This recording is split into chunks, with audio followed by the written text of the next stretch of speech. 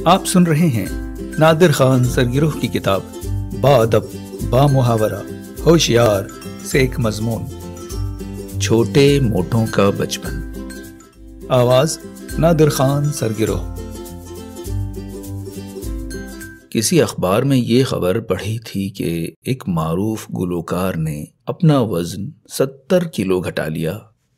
ہم اگر ایسا کریں تو ہمارا کل وزن گھٹ کر -5 کلو یعنی -5 kg رہ جائے۔ بات سوچنے کی ہے، آپ ہی سوچیں۔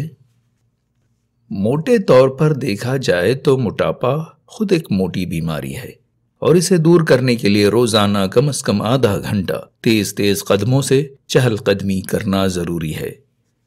ویسے یہ کام موٹاپا آنے سے پہلے کرنا چاہیے، کیونکہ بغیر بوجھ کے آدھا گھنٹہ چلنا زیادہ آسان ہوتا ہے۔ موٹاپے کے ساتھ آدھا گھنٹہ چلنے کے لیے آپ کو پورا 1 گھنٹہ درکار ہوگا، اور اس پر تیز قدم چلنے سے فربا اندام کمر کے لچک جانے کا بھی موٹا امکان ہے۔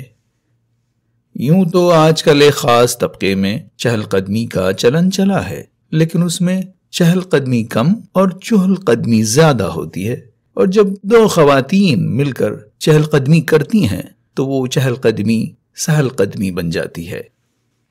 ایک زمانہ تھا کہ انسان ہوتے ہوتے موٹا ہوتا تھا، لیکن اب ہوتے ہی موٹا ہو جاتا ہے۔ موٹاپے کا بوجھ اب بچوں پر بھی آن پڑنے لگا ہے۔ وہ اپنے بچپن کے دشمن میاں موٹاپے کو پل پل اٹھائے پھرتے ہیں، اور ہر پل اسے اتار پھینکنے کے لیے بے چین بھی رہتے ہیں۔ یوں تو موٹے پن کی کئی وجوہ ہو سکتی ہیں۔ یہ کچھ بچوں کو وراثت میں بھی ملتا ہے۔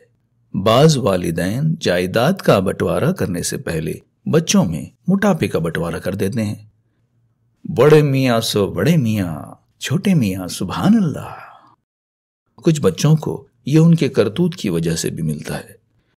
ویڈیو گیمز میں اچھلنے کودنے اور جنک فوڈ کھانے والے آج کل کے یہ بچے نہ تو اسکول میں دوڑتے ہیں، نہ گھر میں ہلتے ڈلتے ہیں۔ اگر ان سے کوئی چیز لانے یا بڑھانے کو کہو تو ٹس سے مس نہیں ہوتے۔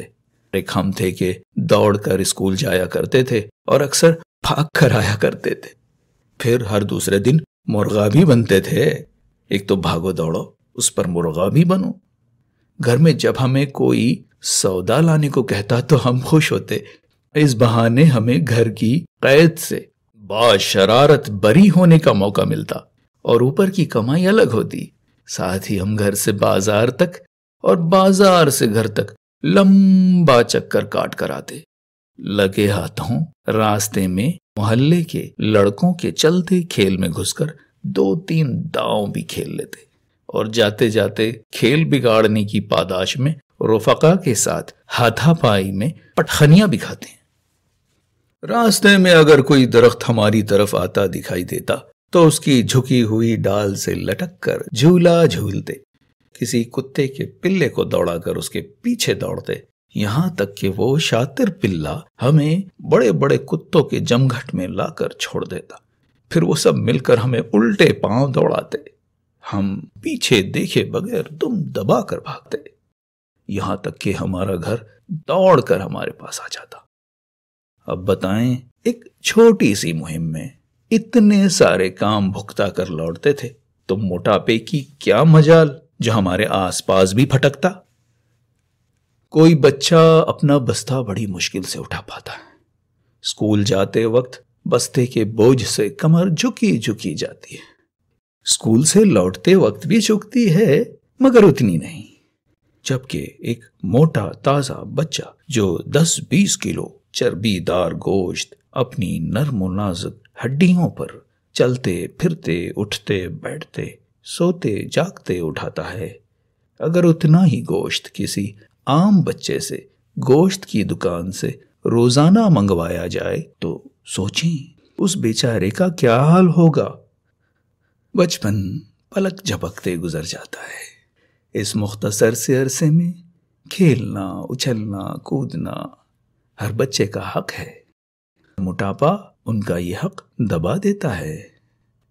ہم تو ہمیشہ یہ دعا کرتے ہیں کہ کسی دشمن کے بچے کو بھی یہ نصیب نہ ہو۔ دوست کے بچے کو تو ہو ہی نہ، اس کو کھلانے پلانے اور گود میں اٹھانے میں ہی ہمارا حال پتلا ہوگا۔ سو اپنے تمام دوستوں کو ہمارا یہ نہایت ہی کم وزن مشورہ ہے کہ وہ اپنے بچوں کو موٹاپے کی طرف دوستی کا ہاتھ بڑھانے سے روکنے کی ہر ممکن کوشش کرتے رہیں۔ ان سے یہ دوستی نبھائی نہ جائے گی، ان سے یہ بوجھ اٹھایا نہ جائے گا۔